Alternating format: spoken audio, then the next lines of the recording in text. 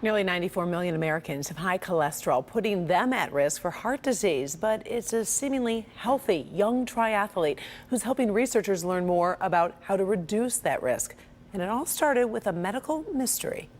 As a 27-year-old triathlete, heart disease was not on Marcus Wright's radar. That is, until he was rushed to the hospital with chest pains.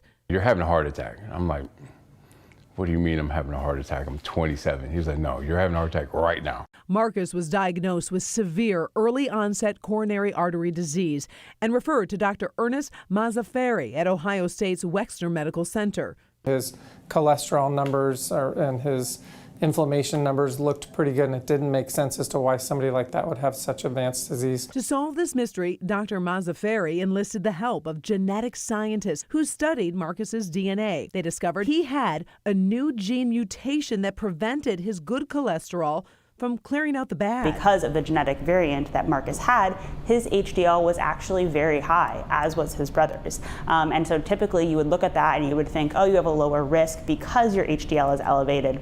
But in this individual, his elevated HDL wasn't helping him out at all. The discovery helped scientists realize that new medication could boost the function of good cholesterol, potentially helping millions of others who don't respond well to traditional medication like statins. Showing that these variants are causing coronary artery disease actually sheds light on a new pathway that we can approach and that we can target for cholesterol-mediated therapy. Marcus's condition is severe because he inherited the gene mutations from both parents.